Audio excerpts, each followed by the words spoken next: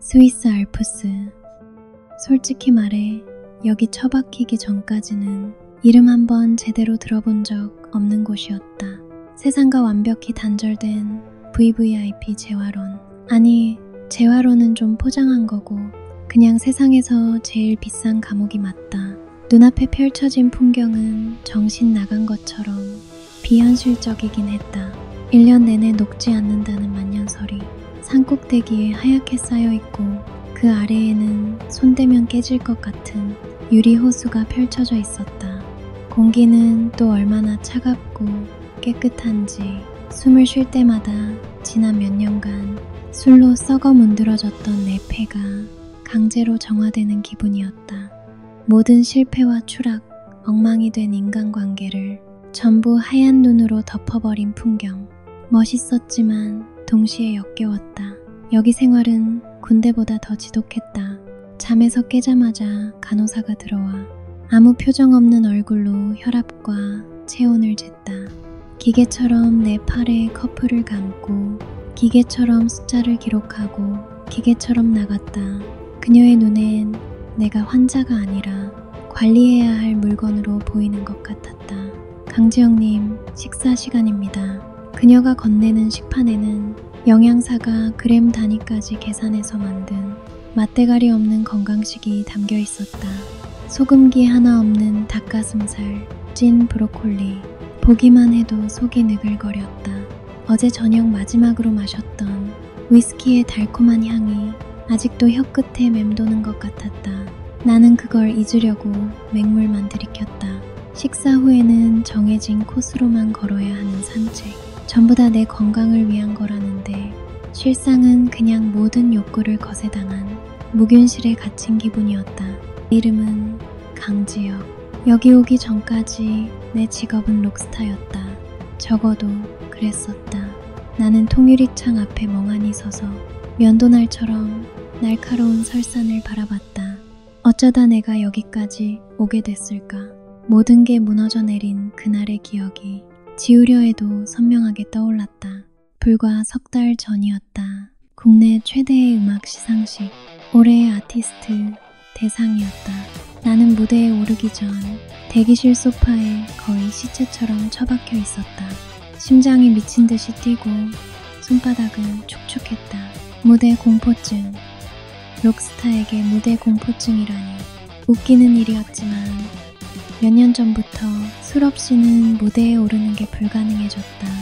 내 매니저인 성호 형이 다가와 익숙하게 위스키병을 흔들어 보였다. 지혁아, 곧 너 호명된다. 한 잔 빨아야지. 나는 대답 대신 손만 내밀었다. 형이 따라주는 술을 단숨에 털어넣었다. 뜨거운 액체가 목을 타고 넘어가자 거짓말처럼 심장이 진정되기 시작했다. 형, 나 오늘 못할 것 같아.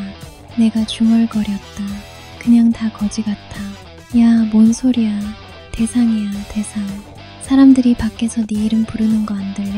강지혁, 강지혁, 저 소리를 들어봐. 네가 있어야 할 곳은 저기야. 성호 형은 내 등을 세게 두드렸다. 정신 똑바로 차려.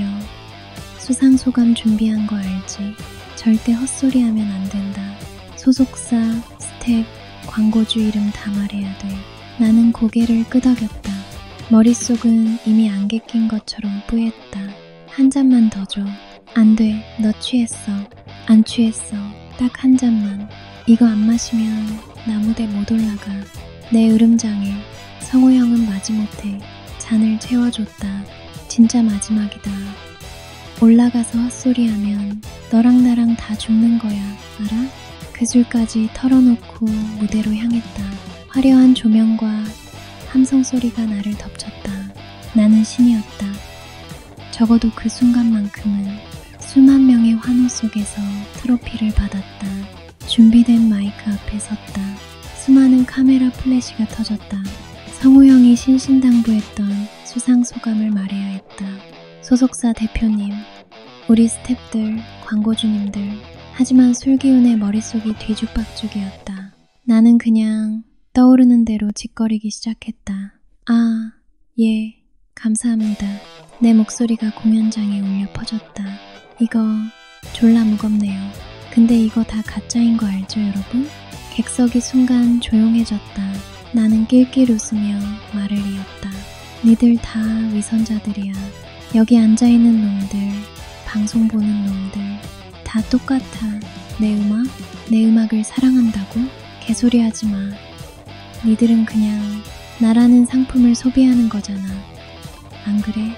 객석은 얼어붙었고 무대 아래의 성호 형은 사색이 되어 나에게 내려오라는 손짓을 했다. 하지만 나는 멈추지 않았다. 다 까라 그래. 이 상도 니들도. 나는 트로피를 바닥에 내던졌다. 묵직한 트로피가 대리석 바닥에 부딪혀 박살나는 소리가 공연장을 울렸다. 모든 게 끝이었다. 다음날 아침 나는 소속사 회의실에서 싸늘한 침묵 속에 앉아 있었다. 성호 형과 소속사 대표가 나를 앞에 두고 서류 몇 장을 던졌다. 위약금 청구서와 손해배상 내역서였다. 천문학적인 숫자였다. 대표가 입을 열었다. 강지혁 씨, 선택지는 2개야. 여기서 가수 인생 끝내고 평생 빚더미에 앉아서 소송만 당하며 살든가, 아니면 우리가 지정하는 곳에 가서 쥐 죽은 듯이 몇 달 있다 오든가. 그가 말한 지정하는 곳이 바로 여기였다. 나는 아무 대답도 할 수 없었다. 내 손으로, 내 입으로 내 모든 것을 박살내버린 것이다. 그날 이후 나는 여기에 갇혔다. 다시 현재 이 완벽한 고요함 속에서 눈을 감았다. 하지만 귓가엔 아직도 그날의 침묵이 울렸고 코끝에선 위스키 향이 피어올랐다. 그리고 그 모든 걸 집어삼키는 단 하나의 강렬한 욕망이 위액처럼 속에서 들끓었다. 술 마시고 싶다. 나는 그 욕망을 원하지 않았다. 아니, 더 정확하게 말하자면 나는 그 욕망을 원하는 내 자신이 너무나 경멸스러웠다. 혐오스러웠다.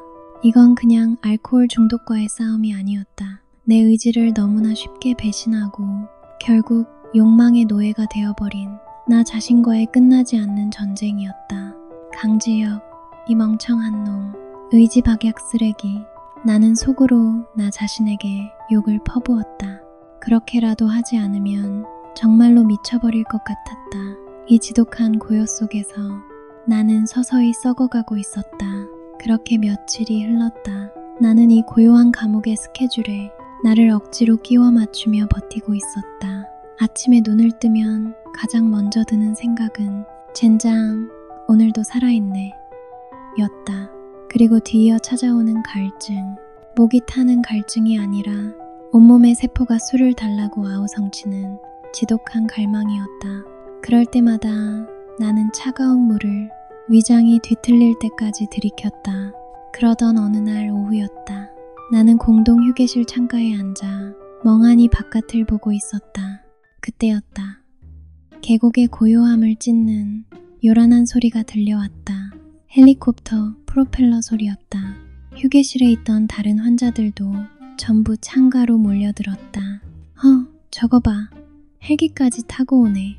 도박 중독으로 들어온 듯한 한 남자가 혀를 차며 말했다. 어떤 대단한 집 자제분이시길래 헬리콥터는 재활원 앞 잔디밭에 조심스럽게 착륙했다. 잠시 후 문이 열리고 아주 비싼 옷을 입은 남자가 내렸다.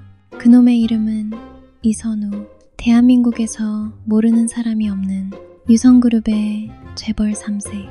그놈은 선글라스를 벗으며 주변을 둘러봤다. 마치 지루하고 값비싼 장난감을 구경하는 듯한 표정이었다. 직원이 다가가 깍듯하게 허리를 숙이며 그의 가방을 받으려 하자 그놈은 쳐다보지도 않고 가방을 툭 던졌다. 그 눈빛만 봐도 알 수 있었다. 제 발로 온 게 아니라는 걸. 또 어떤 돈 많은 집놈이 사고쳐서 끌려왔나 보네. 나는 속으로 중얼거리며 자리로 돌아왔다. 엮여서 좋을 것 없는 부류였다. 그날 저녁 식당에서 그를 다시 봤다. 그는 자기가 먹을 음식을 직접 고르지도 않았다. 직원이 그의 식단을 설명하자 그는 듣는 둥 마는 둥 하더니 딱 한마디 했다. 됐고, 내 방으로 룸서비스는 안 되나? 와인리스트 있으면 좀 가져와봐.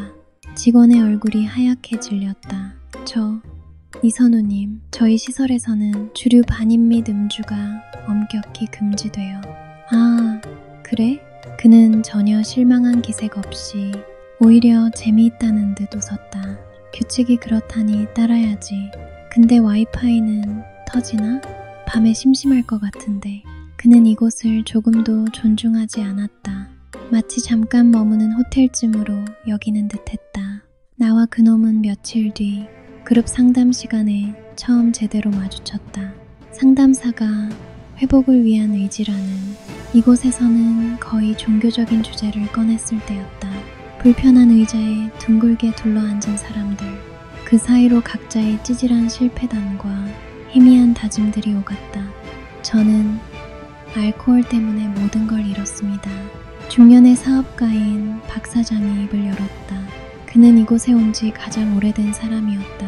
사랑하는 아내와 아이들이 떠나고 평생을 바쳐 일군 회사도 결국 다른 사람 손에 넘어갔습니다. 저는 그냥 괴물이었습니다. 그는 아이처럼 엉엉 울었다.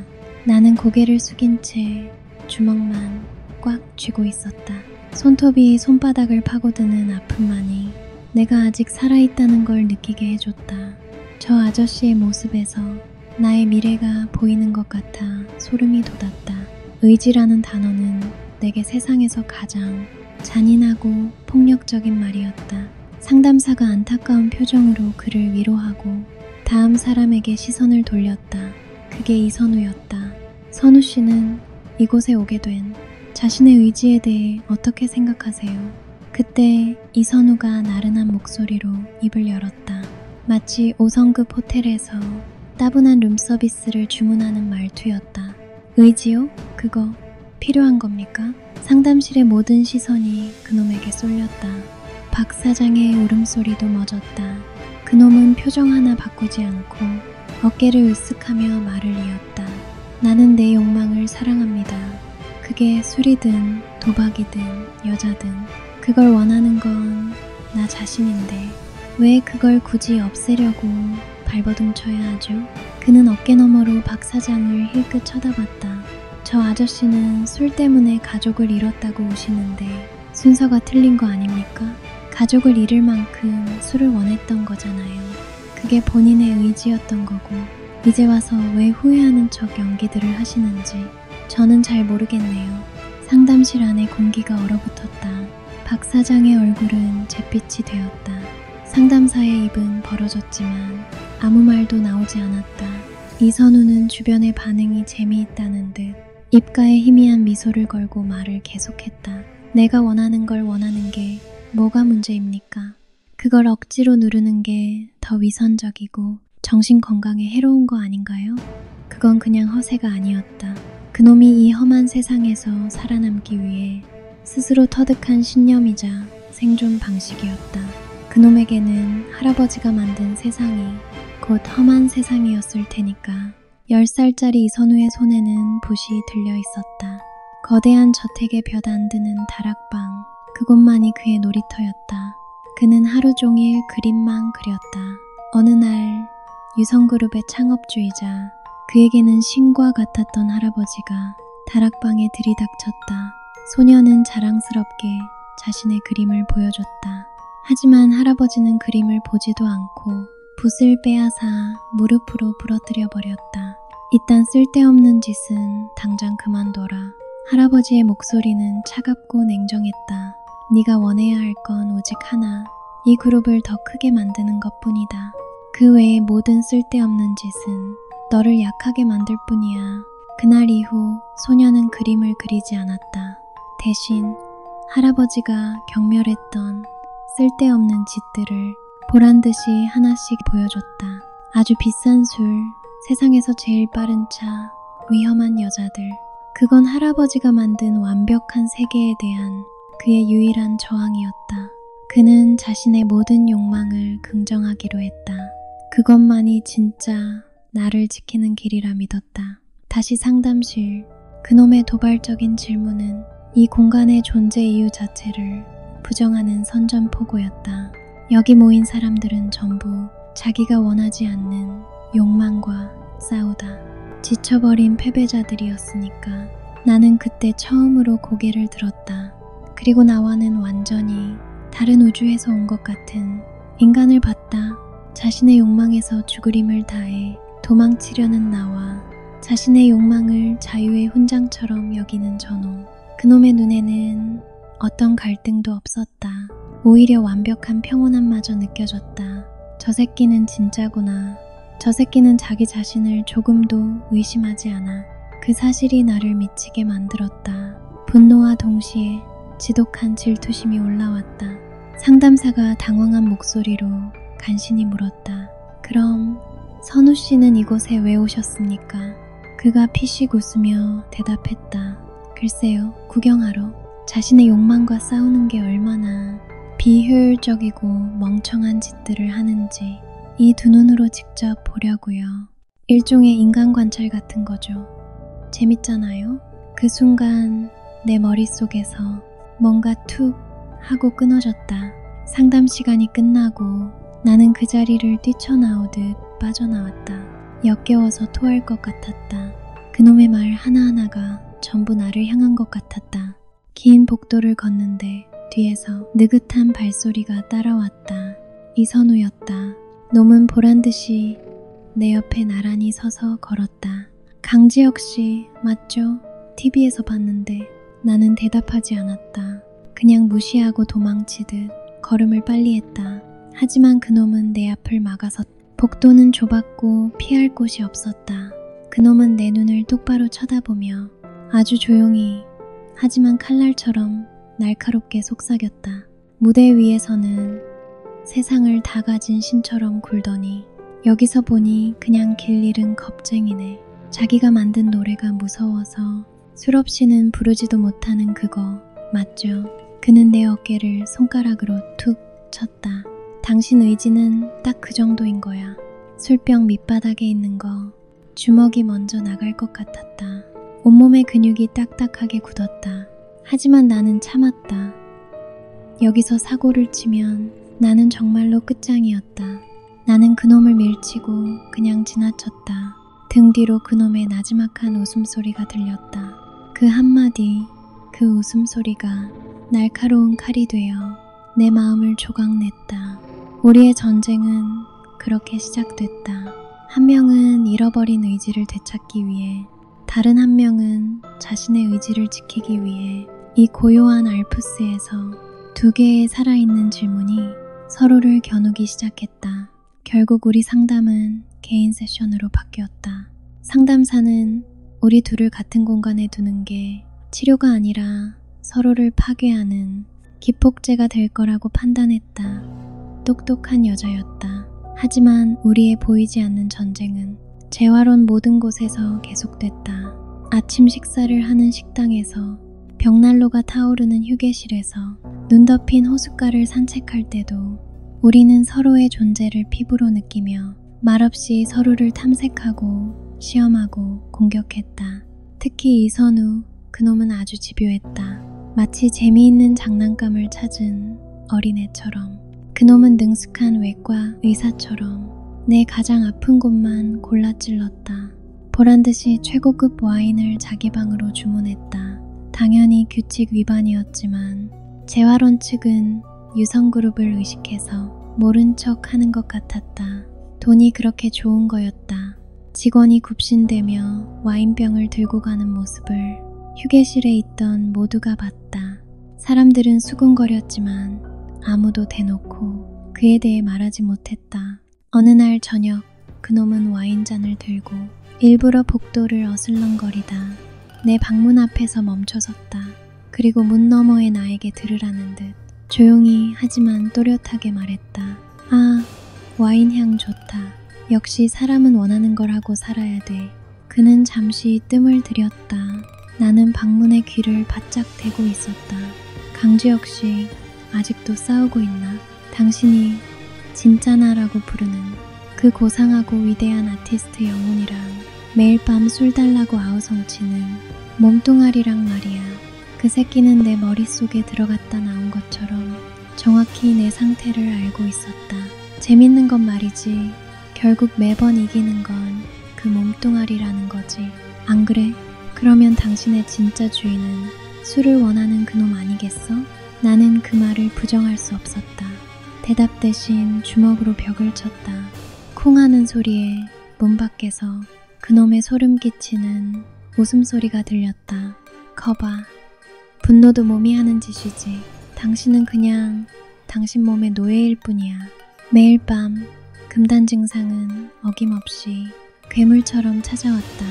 온몸의 근육이 비명을 지르며 뒤틀렸고 차가운 식은땀이 등줄기를 타고 흘렀다. 이건 그냥 술이 마시고 싶다는 수준이 아니었다. 내 몸과 뇌가 생존을 위해 술을 달라고 절규하는 처절한 비명이었다.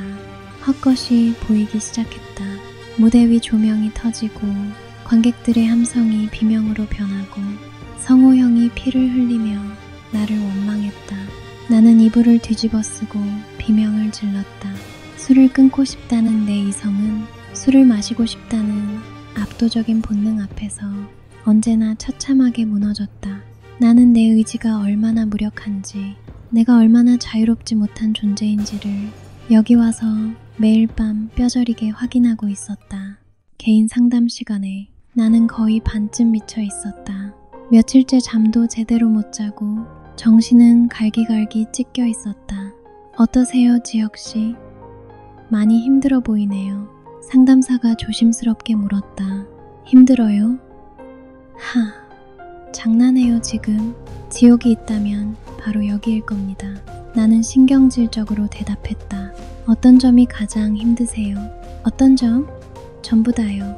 잠을 잘 수도 없고 밥을 먹을 수도 없고 가만히 앉아있을 수도 없어요. 내 몸인데 내 몸이 아니라고요. 이해가 가세요? 내 안에 다른 존재가 살고 있는 것 같다고요. 나는 거의 소리를 질렀다.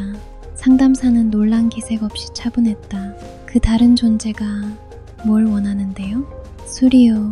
술, 젠장, 술, 지혁씨. 술을 마실 때 정말로 원했던 게 뭐였어요?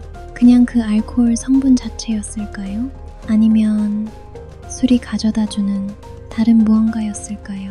말문이 막혔다. 늘 술 마시고 싶다는 욕망 자체와 싸웠을 뿐 그 욕망이 어디서부터 시작됐는지 제대로 들여다본 적은 한 번도 없었다. 술은 그냥 필요했다. 무대에 오르기 위해, 잠들기 위해, 그리고 공허함을 잊기 위해. 모르겠어요. 나는 힘없이 대답했다. 아무 의미 없다고요. 내 의지로는 아무것도 안 돼요. 그냥 나는 글러먹은 놈이에요. 태어날 때부터 이렇게 태어난 거라고요. 상담사가 조용히 말을 이었다. 지혁씨 안에는 두 개의 의지가 싸우고 있어요. 술을 원하는 의지, 그리고 술을 원하지 않으려는 의지. 지금은 첫 번째 의지가 너무 강해서 두 번째 의지가 없는 것처럼 느껴질 뿐이에요. 당신이 해야 할 일은 이 두 번째 의지가 진짜 주인이 될 수 있도록 아주 작은 힘이라도 실어주는 거예요. 그녀의 말은 너무나 교과서적이어서 오히려 화가 났다. 이선우는 개인 상담 시간, 상담사의 모든 이론을 지적인 장난감처럼 다뤘다. 상담사가 그의 내면에 숨겨진 공허함에 대해 이야기하자 그놈은 다리를 꼬고 앉아 웃으며 말했다. 공허함? 그건 살아있다는 증거 아닙니까? 인생에 무슨 대단한 의미가 있다고들 야단인지. 의미를 찾으려는 놈들은 그냥 죽음이 두려운 겁쟁이일 뿐이죠. 선우 씨는 죽음이 두렵지 않으세요? 두렵죠. 하지만 그 두려움을 고상한 의미 같은 걸로 포장할 생각은 없습니다. 나는 그냥 이 무의미한 세상이 제공하는 모든 쾌락을 수집할 뿐입니다. 선생님 같은 분들은 제 욕망을 병이라고 부르지만 저는 제 욕망을 나의 유일한 신념이라고 부릅니다. 그 신념은 선우 씨가 직접 선택하신 건가요? 아니면 다른 무언가에 대한 반작용으로 만들어진 건가요? 상담사는 그의 아픈 곳을 건드렸다. 이선우의 미간이 아주 미세하게 좁혀졌다. 선택한 겁니다. 세상의 모든 쓸데없는 욕망을 긍정하기로. 그것만이 나를 지키는 길이니까. 그놈은 완벽하게 자유로운 중독자였다. 술을 원했고 술을 원하는 자기 자신을 또한 원했다. 내적 갈등이라는 게 없었다. 하지만 아주 가끔 세상의 모든 쾌락이 남김없이 채워지고 난 뒤에 찾아오는 그 지독한 공허함의 정체를 스스로도 알 수 없었다. 모든 것을 원하고 모든 것을 가질 수 있는데 왜 결국 아무것도 즐겁지 않은 걸까? 그날 밤 나는 한계에 도달했다.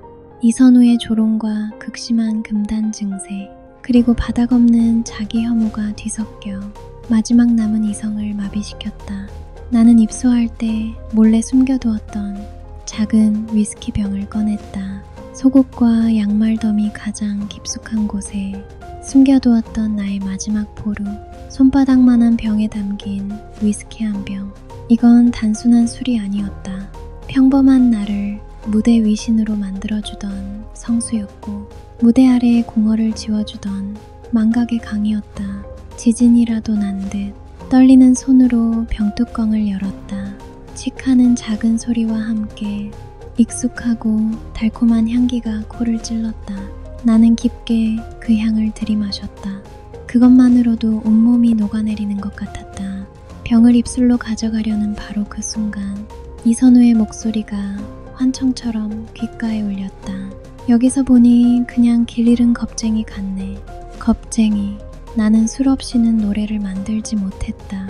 술 없이는 무대에 서지 못했다. 술 없이는 잠들지도 못했다. 내 인생은 온통 술이라는 목발에 기댄 채였다. 만약 지금 이 병을 비운다면 그건 이선우의 말이 전부 옳았음을 스스로 인정하는 셈이었다. 나는 내 의지의 주인이 될 수 없는 한심하고 구제불능인 겁쟁이라는 것을, 내 안에서 술을 원하지 않는 나가 되겠다는 상담사가 말했던 그 두 번째 의지가 필사적으로 저항했다. 제발 한 번만, 딱 한 번만 이겨보자. 이걸 마시면 너는 평생 노예로 사는 거야. 손이 미친 듯이 떨렸다. 병을 든 손과 그 손을 막으려는 다른 손이 허공에서 싸웠다. 나는 눈을 질끈 감았다. 온몸이 경련하듯 떨렸다. 욕지기가 치밀어 올랐다. 나는 조용히, 아주 천천히 위스키병 뚜껑을 다시 닫았다. 딸깍. 그 소리가 세상에서 가장 큰 소리처럼 들렸다. 너무나 비참하고 초라한 승리였지만 그럼에도 불구하고 분명한 승리였다. 나는 땀으로 흠뻑 젖은 채 바닥에 주저앉아 가쁘게 숨을 몰아쉬었다. 나는 처음으로 내 의지로 술을 이겼다. 다음 날 아침 나는 잠에서 깨어났다. 정확히 말하면 뜬 눈으로 밤을 새우다 아침을 맞이했다. 온몸이 납덩이처럼 무거웠다. 어젯밤 그 미친놈 같은 욕망과 싸우느라 모든 에너지를 다 써버린 것 같았다. 하지만 이상하게도 정신은 그 어느 때보다 맑았다. 지독한 안개가 걷힌 기분. 내 탁자 위에는 어젯밤 내가 이겨낸 작은 위스키병이 놓여 있었다. 그것은 내 승리의 증거이자 동시에 언제든 나를 다시 무너뜨릴 수 있는 위험한 유혹이었다. 나는 잠시 그것을 노려보다가 병을 들고 방을 나섰다. 이걸 내 손으로 없애버려야 했다. 복도를 걷다 상담실로 향하는데 모퉁이를 돌자마자 그놈과 마주쳤다. 이선우였다. 그놈은 나를 보더니 평소처럼 비웃음 가득한 표정을 지으려다 멈칫했다. 내 눈빛에서 뭔가를 읽은 것 같았다. 그놈의 입가에 걸려있던 비웃음이 아주 미세하게 굳어졌다. 저놈 어제랑 눈빛이 다른데? 하는 듯한 표정이었다. 그놈은 팔짱을 끼고 나를 위아래로 훑어보며 12조로 입을 열었다. 밤새 안녕하셨나? 악마랑 싸우느라 잠 좀 설쳤겠네. 나는 그의 말을 무시하지 않았다. 그냥 지친 눈으로 그를 똑바로 쳐다봤다. 그리고 조용히 하지만 분명하게 말했다. 솔직히 어제까지는 네가 부러웠어. 내 말에 이선우의 눈썹이 살짝 올라갔다. 고민 같은 거 안 하고 원하는 대로만 사는 것 같아서. 근데 이제 보니 너도 그냥 감옥에 있는 거였네. 네가 만든 감옥. 나는 그 말을 끝으로 그를 지나쳐 걸어갔다. 더 이상 그와 싸울 힘도 이유도 없었다. 내 등 뒤로 이선우는 한동안 아무 말 없이 그 자리에 서 있었다. 그의 완벽했던 세계에 아주 작은 돌멩이 하나가 던져진 것이다. 나는 상담사를 찾아가 술병을 내밀었다. 이거 버려주세요. 그녀는 잠시 나를 보더니 아무것도 묻지 않고 병을 받아들었다. 잘했어요, 지혁씨. 그녀가 처음으로 진심으로 미소 지었다. 이제 그 빈 병을 뭘로 채우실 거예요? 그녀가 물었다. 나는 대답할 수 없었다. 모르겠어요. 아무 생각도 안 나요. 생각하지 말고 그냥 뭐라도 해보세요. 술 마시는 시간 대신에 할 거요. 여기 기타 가져왔어요. 소음이어도 좋고 욕이어도 좋으니까 그냥 한번 쳐보세요. 지혁씨의 감정을 소리로 꺼내보는 거예요. 그녀는 내 손에 여기 들어온 후 한 번도 제대로 잡지 않았던 기타를 쥐어주었다. 그것은 사형 선고처럼 느껴졌다. 나는 재활원 구석에 있는 방음 음악실로 향했다. 아무도 오지 않는 곳이었다. 나는 문을 닫고 의자에 앉아 기타를 품에 안았다. 차가운 나무와 금속의 감촉이 어색했다. 마치 내 것이 아닌 남의 물건 같았다. 손가락이 굳어 제대로 움직이지도 않았다. 일단 예전에 내가 만들었던 히트곡들을 몇 개 쳐봤다. 하지만 엉망이었다. 술기운에 취해 연주하던 그 화려한 리프는 맨정신으로는 단 한 소절도 제대로 나오지 않았다.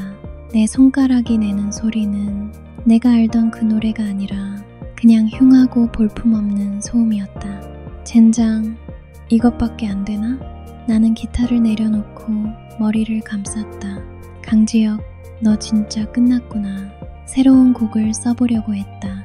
하지만 머릿속이 그냥 하였다. 빌어먹을 아무것도 떠오르지 않았다. 텅 빈 오선지 위로 술에 대한 갈망만이 연기처럼 피어올랐다. 술만 있다면, 딱 한 잔만 있다면 예전처럼 영감이 떠오를 텐데 화가 머리끝까지 치밀어 올랐다. 나는 자리에서 일어나 기타를 바닥에 집어던지려고 했다. 그 순간 상담실 복도에서 마주쳤던 이선우의 얼굴이 떠올랐다. 나를 겁쟁이라고 불렀던 그 경멸 어린 눈빛, 그리고 어젯밤 술병 뚜껑을 닫았던 내 비참했던 승리의 순간. 나는 천천히 들어올렸던 기타를 다시 내려놨다. 그리고 다시 의자에 앉았다. 몇 시간을 그렇게 앉아 있었는지 모르겠다. 그냥 아무것도 하지 않고 앉아 있었다.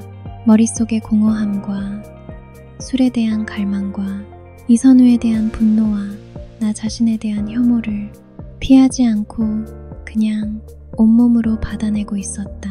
그러다 문득 나도 모르게 기타를 잡았다. 그리고 코드를 잡았다. 아주 단순하고 어둡고 슬픈 코드였다. 나는 그 코드를 그냥 한 번 쳤다. 음악이 아니었다.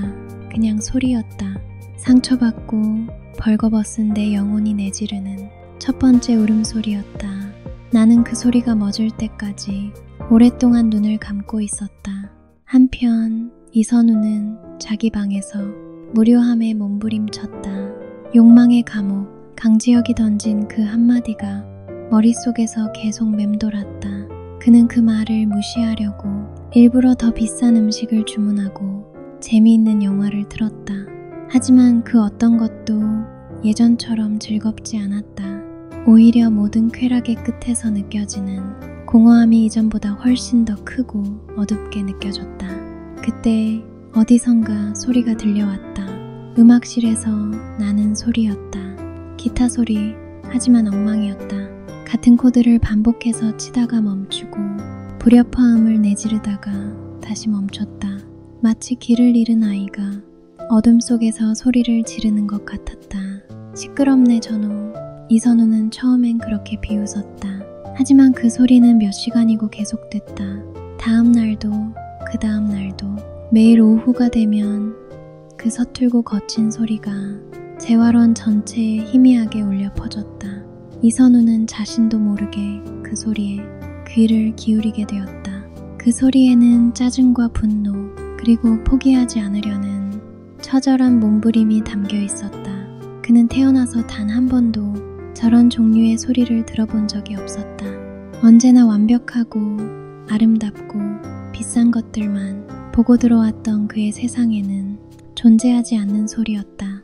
그는 문득 자신이 살면서 단 한 번도 저렇게 발버둥 쳐본 적이 없다는 사실을 깨달았다. 그의 삶은 언제나 쉬웠다.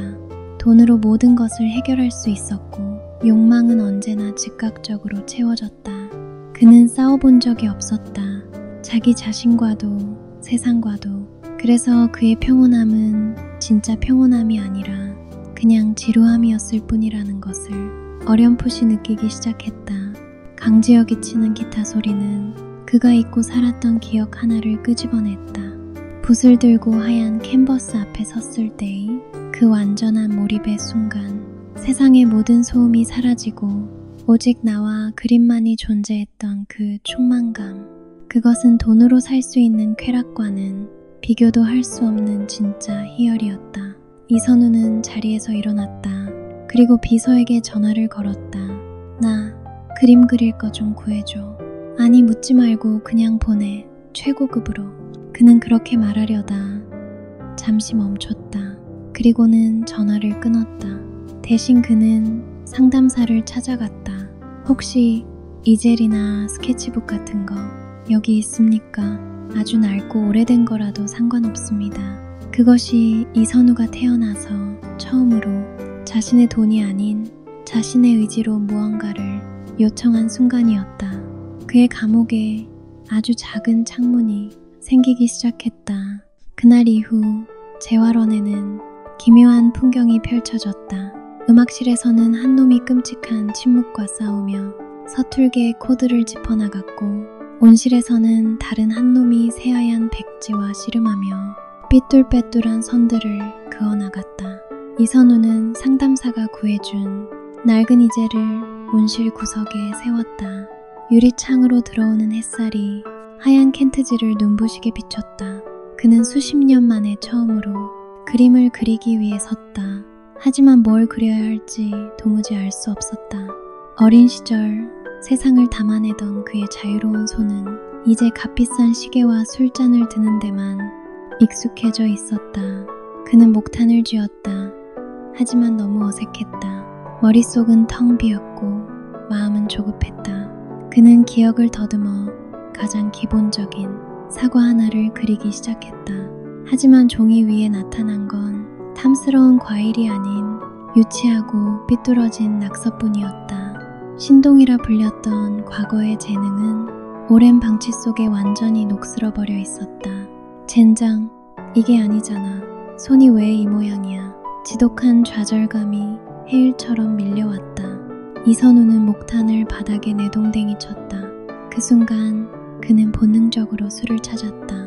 이 끔찍한 패배감, 이 무력감을 가장 빠르고 확실하게 잊게 해줄 유일한 친구. 빌어먹을 그냥 술이나 마실까? 이게 무슨 시간 낭비야. 그가 막 그 자리에서 일어나려던 순간 온실의 유리창 너머로 내가 보였다. 나는 호숫가 벤치에 멍하니 앉아 있었다. 기타를 치는 것도 아니었다. 그냥 텅 빈 오선지를 무릎 위에 올려놓고 몇 시간째 미동도 없이 호수만 바라보고 있었다. 그 모습은 몹시 고통스러워 보였지만 동시에 자신의 내면과 정직하게 싸우고 있는 한 고독한 전사의 모습처럼 보이기도 했다. 이선우는 다시 자리에 앉았다. 그리고 바닥에 떨어진 목탄을 주워들었다. 그는 서툰 손으로 종이가 찢어질 것처럼 다시 선을 긋기 시작했다. 나 역시 음악실에서 비슷한 지옥을 겪고 있었다. 어젯밤 겨우 찾아낸 그 하나의 코드를 붙들고 다음 소리를 만들어내려 했었다. 술 없이 맨정신으로 곡을 쓰는 건 상상 이상으로 고통스러웠다. 가사를 몇 자 적어봤다. 텅 빈 무대, 꺼진 조명, 술잔을 든다. 유치하고 상투적이었다. 나는 종이를 구겨 던져버렸다. 아, 이제 난 진짜 끝났구나. 성우영의 목소리가 환청처럼 들려왔다. 거봐, 너 술 없이는 아무것도 아니잖아. 그 말이 맞을지도 모른다는 두려움이 온몸을 덮쳤다. 며칠이 지나고 우리는 복도에서 마주쳤다. 이선우의 손에는 온통 목탄 가루가 묻어 있었다. 내 손가락 끝에는 기타 줄에 굳은 살이 딱딱하게 박여 있었다. 우리는 말없이 서로의 손을 쳐다봤다. 그리고 그냥 고개를 한번 까딱하고 지나쳤다. 어떤 말도 필요 없었다. 우리는 서로가 어떤 지옥을 견디고 있는지 너무나 잘 알고 있었다. 그것은 각자의 바닥에서 자신만의 진짜 의미를 건져 올리려는 두 인간의 처절하고 고독한 투쟁이었다. 우리는 더 이상 중독자가 아니었다. 아직 서툴고 부족하지만 우리는 이제 창조자였다. 시간이 흘렀다. 내 기타 소리는 조금씩 부드러운 멜로디를 갖춰갔고 그의 스케치북은 서툴지만 힘있는 그림들로 가득 채워져 나갔다. 완벽하지 않았지만 그 모든 과정에는 우리의 진솔한 고뇌와 시간이 담겨 있었다. 내가 재활원을 떠나기 전날 밤 우리는 호숫가에서 우연히 마주쳤다. 그는 호수를 향해 돌멩이를 던지고 있었다. 한참의 침묵 끝에 그가 먼저 입을 열었다. 내일 나간다면서요. 당신은? 조금만 더, 그림 몇 장만 더 그리고 가려고요. 또다시 침묵이 흘렀다. 내가 먼저 가장 힘든 이야기를 꺼냈다. 나 아직도 술 생각나요. 매일. 그가 고개를 끄덕였다. 나도 어젯밤엔 꿈에도 나왔어요. 근데 이선우는 말을 이었다. 그는 목탄 가루가 묻어 거뭇거뭇해진 자기 손을 내려다봤다. 이상하게 그림 그릴 생각도 같이 나요. 뭘 그릴지 고민하는 거. 그게 술 생각보다 아주 조금 더 커진 것 같아요. 그 말에 나는 처음으로 희미하게 웃었다. 모르지. 근데 적어도 술보단 재밌는 싸움이겠지. 이선우도 처음으로 아주 옅게 미소 지었다. 우리의 대화는 그게 전부였다. 하지만 우리는 이미 모든 것을 이해하고 있었다. 진짜 자유의지란 나쁜 욕망이 마법처럼 완전히 사라진 상태가 아니라 그럼에도 불구하고 더 나은 욕망을 선택하려는 매일의 치열한 과정 그 자체라는 것을. 몇 년 후 인사동의 한 작은 갤러리. 이선우라는 이름의 신인화가 전시회. 오프닝이 열리고 있었다. 그는 더 이상 값비싼 명품 대신 편안한 작업복을 입고 있었다. 그의 그림은 평단의 극찬을 받았다. 차가운 허무와 뜨거운 생명력이 공존하는 그의 그림은 사람들의 마음을 움직였다. 한 기자가 그에게 물었다. 가장 큰 영감을 준 것이 무엇이었습니까? 그는 잠시 생각하더니 희미하게 웃으며 대답했다. 오래전 알프스의 어느 요양원에서 우연히 들었던 한 남자의 서툴고 거친 기타 소리였습니다. 같은 시기 홍대의 아주 작은 클럽 무대 위 내가 수년 만에 다시 무대에 섰다. 내 손에는 낡은 기타 하나가 들려 있었다. 화려한 조명도 거대한 밴드도 없이 혼자서 노래를 불렀다. 목소리는 예전처럼 폭발적이지 않았지만 텅 비어있던 내 삶이 채워낸 깊고 단단한 울림이 있었다. 나는 노래했다. 내가 잃어버렸던 모든 것들에 대하여, 그리고 마침내 되찾은 작은 것들에 대하여 나는 비로소 내 의지를 연주하고 있었다. 이 이야기는 특별한 두 사람의 이야기가 아닙니다. 원치 않는 욕망과 씨름하며 진정한 자유를 갈망하는 우리 모두의 이야기입니다. 이들의 철학은 당신의 일상 속에서 의지의 주인이 되는 프랭크퍼트의 4가지 방법을 알려줍니다. 첫 번째, 나는 무엇을 원하는가? vs 나는 무엇을 원하길 원하는가? 이 2가지 질문을 스스로에게 던져보세요. 술을 마시고 싶다는 1차적 욕구와 술을 끊는 사람이 되고 싶다는 2차적 욕구. 이 둘의 싸움이 당신의 내면에서 일어나고 있나요? 그 싸움을 인식하는 것이 자유의지의 시작입니다. 당신이 진정으로 당신의 의지로 삼고 싶은 욕망은 무엇입니까? 두 번째, 당신이 도망치고 있는 공허함은 무엇입니까? 록스타는 술 기운이 없으면 곡을 쓸 수 없다고 믿었습니다. 많은 경우 우리의 중독적인 행동은 어떠한 공허함을 채우기 위한 자신을 속이는 방법 중 하나입니다. 당신이 당신의 욕망 뒤에 숨겨둔 진짜 감정은 무엇인가요? 불안, 외로움, 무력감, 그것을 정면으로 마주하지 않는 한 당신은 영원히 욕망의 노예로 남을 것입니다. 세 번째, 저항 대신 창조를 선택하세요. 술을 마시지 않겠다고 저항만 하는 것은 고통스럽습니다. 그 시간에 기타를 치겠다, 그림을 그리겠다고 다짐하는 것은 삶을 앞으로 나아가게 합니다. 당신의 나쁜 습관이 차지하고 있던 그 시간을 어떤 긍정적이고 창조적인 행동으로 채워 넣으시겠습니까? 욕망을 억누르려 하지 말고 더 좋은 욕망으로 덮어쓰세요. 네 번째, 당신은 결과가 아닌 과정 속에 있습니다. 록스타는 다시 거대한 성공을 거두지 못했을지 모릅니다. 재벌 3세 역시 위대한 화가가 되지 못했을 수 있습니다. 중요한 것은 그들이 창조하는 과정 속에 머물기로 선택했다는 것입니다. 자유란 완벽한 상태가 아닙니다. 매일, 매 순간 더 나은 나 자신이 되려는 의지를 선택하고 행동하는 과정 그 자체입니다. 오늘 당신은 어떤 의지를 선택하시겠습니까?